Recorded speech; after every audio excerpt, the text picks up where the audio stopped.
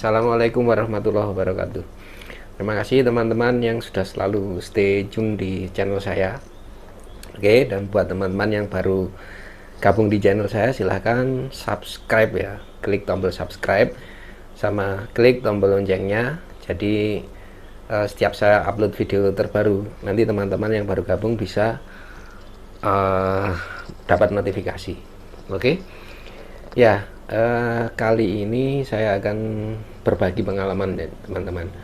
Ya, jadi nggak cuman apa, saya ngasih tutorial latihan, jadi latihan, praktek dan sebagainya gitu.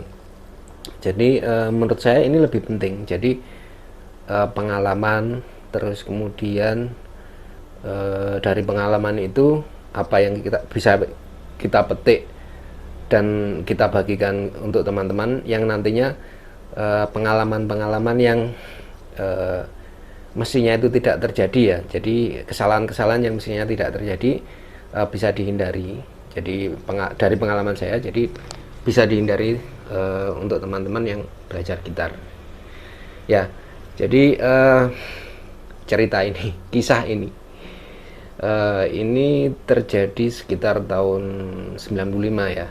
Jadi 1995 waktu itu saya baru lulus SMA ya.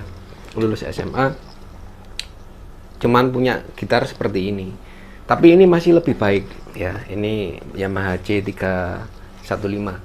Nah, waktu itu gitar yang saya punya cuman mereknya Osmond. Jadi kalau misalkan teman-teman yang sudah belajar gitar di tahun-tahun segitu pasti tahu gitar yang mereknya Osmond. Jadi waktu itu seperti gitar sejuta umat gitu ya, gitar merek Osmond. Harganya waktu itu sekitar 35.000 ya, baru, harga baru.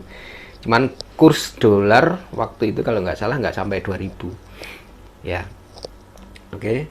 Nah, terus setelah lulus SMA itu saya mulai karena liburan lebih intens gitu belajar. Jadi saya kepengen mengejar bisa bermain speed picking gitu ya. Cuman waktu itu tidak tahu kalau itu namanya picking gitu ya. Ya, jadi bisa dimaklumi teman-teman. Jadi waktu itu tidak seperti sekarang. Jadi kalau sekarang kan ada era internet, kemudian internet berkembang, ada sosmednya, mulai YouTube, Facebook, Instagram dan lain-lain. Zaman dulu jangankan internet, komputer aja masih awam banget, jadi masih jarang banget. Saya ingat waktu SMA itu ada pelajaran ITC, Introduction to Computer saja, saya nggak tahu maksudnya ini kita mempelajari komputer ini seperti apa. Nah gitu, jadi bisa dibayangkan susah sekali untuk mencari referensi. Terus saya melakukan seperti ini, senam jari gitu. Nah, ini pun juga katanya, jadi bukan sumbernya bukan, oh ini tujuannya supaya nanti jari itu bisa lincah gitu. Ya ini katanya kalau kamu mau bermain gitar lebih baik, kamu harus melakukan seperti ini. Nah, seperti ini, senam jari gitu. Terus kemudian, nah fatalnya lagi, itu saya dikasih tahu sama teman itu ya. Jadi teman SMA gitu, terus akhirnya teringat terus kalau caranya seperti ini. Jadi tangan kanan ini ditaruh di sini.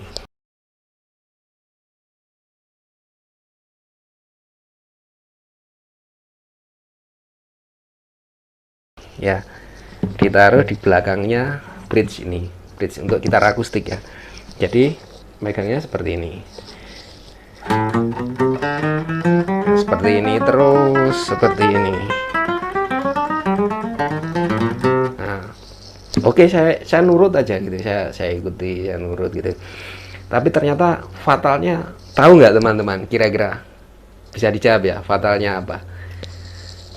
Ya jadi setelah kita beralih ke gitar elektrik, nah kalau ini di sini berarti kan otomatis seandainya kita pakai efek atau pakai distorsi atau drive gitu ya, atau overdrive gitu ya, otomatis noise-nya sangat tidak karu-karuan kan. karena mestinya kita kan meredam pakai ini ya, meredamnya pakai ini. Nah itu sekitar 1 tahunan ya, 1 tahunan setelah saya intens gitu, saya nyoba karena sudah mampu membeli gitar elektrik waktu itu. Gitar elektrik pertama saya mereknya Prince. Prince itu harganya waktu itu 110.000, saya ingat banget, 110.000. Terus kemudian efeknya pakai overdrive spesial, itu produknya Nobel ya, itu Nobel 125.000 ya. Terus amplinya itu 90.000 kalau nggak salah, itu ampli kecil merek Prince juga gitu ya. Jadi setelah saya nyoba itu karena pertama kali gitar elektrik kan gini, akhirnya saya letakkan di belakangnya bridge. Waduh, suaranya loh kok gini ya, jadi kok sangat noise kan, nggak ada peredam noise nya. Terus akhirnya saya menyimpulkan, oh ternyata seperti ini. Jadi kita harus meletakkan tangan kanan di sini. Nah jadi akhirnya lama kelamaan kan kita belajar kan nggak noise akhirnya setelah kita meredam pakai ini. Jadi logikanya pada saat kita memainkan ini di senar 6 ini nggak apa-apa, nggak menempel. Tapi begitu di senar 5, senar 6 kan harus mute, harus mati. Jadi kita mute pakai ini dan seterusnya.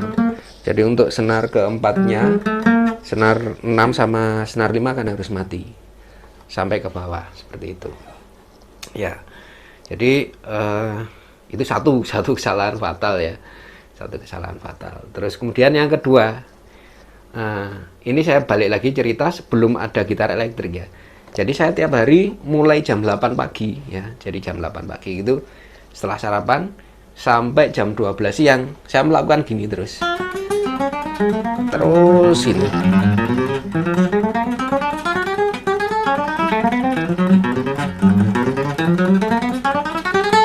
Tanpa menggunakan metronom. Gimana dapat metronom? Bisa dibayangkan ya teman-teman, kalau misalkan zaman dulu kita butuh metronom, kita kan mesti beli metronom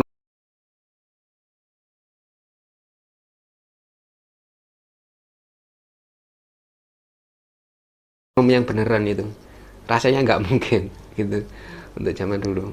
Dan mendapatkannya pun susah.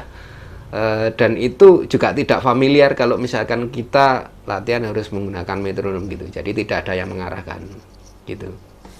Oke. Terus saya latihan gini tiap hari gitu. Ya, sampai sekitar 1 tahunan seperti itu. Tapi rasanya kok akhirnya saya merasa kok nggak ada hasil ya, kok nggak ada perkembangan. Jadi cuman gini, arah gini, terus kemudian arah sebaliknya terus tiap hari seperti itu. Nah terus kedepannya ini saya mau ngapain gitu, mau jadi apa gitu. Nah sedangkan referensi untuk mengembangkan itu nggak ada sama sekali gitu. Jadi ya menurut saya sisi baiknya yang bisa saya petik, saya melakukan seperti ini tiap hari, cuman kita bisa mendisiplinkan jari ya, dengan cara ini jadi ngangkatnya nggak terlalu tinggi seperti ini kan hasilnya. Jadi deket gini, dan itu hasilnya lebih efisien untuk kedepannya gitu. Terus dan ini meminimalisasi jempol kelihatan gini, jadi seperti ini ya.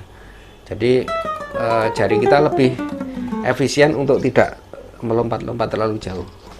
Jadi itu yang menurut saya sisi baiknya dari kita melakukan seperti itu. Cuman sisi negatifnya atau sisi kurang baiknya, kita tidak bisa mengontrol tempo karena latihannya kita tidak menggunakan metronom. Jadi istilahnya cul-culan, bahasa Jawanya itu lawaran atau cul-culan, nggak ada kontrol sama sekali untuk meningkatkan kecepatannya bagaimana. Nah jadi saya masih berkutat seperti itu, jadi senam jari kromatik. Padahal setelah kita tahu yang dipakai ternyata nggak cuman kromatik ini aja, ternyata ada skala pentatonik,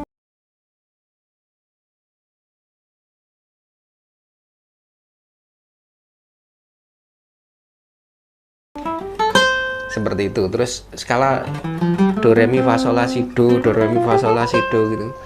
Jadi zaman dulu kita nggak tahu sama sekali, ya nggak tahu sama sekali. Kita harus belajar do re mi, harus belajar dari mana gitu. Nah itu bagian pertama teman-teman. Jadi bagian pertama pengalaman saya untuk belajar gitar, terutama belajar melodi. Jadi nanti saya sambung di bagian berikutnya ya. Jadi intinya seperti ini. Lebih baik kalau misalkan teman-teman mulai belajar, cari orang yang bisa mengarahkan. Jadi terserah siapapun, entah itu teman, entah itu guru. Misalkan teman-teman mengambil les privat atau gimana, itu pasti akan lebih cepat ya. Jadi meminimalisasi kesalahan-kesalahan. Jadi kesalahan-kesalahan yang tidak perlu dilakukan, teman-teman tidak perlu melakukannya ya. Jadi siapapun terserah, saya nggak mengarahkan untuk teman-teman belajar ke saya atau les ke saya, tapi ke siapapun nggak masalah, yang penting ada yang mengarahkan. Menurut saya seperti itu. Oke. Nanti kita sambung di konten berikutnya ya teman-teman. Jadi ceritanya ini masih panjang. Jadi untuk mengejar sweep, untuk mengejar alternate picking itu bagaimana. Jadi saya share pengalaman biar teman-teman mendapatkan manfaatnya. Oke, terus di channel saya ya teman-teman. Jangan lupa ikuti terus. Terima kasih. Assalamualaikum warahmatullahi wabarakatuh.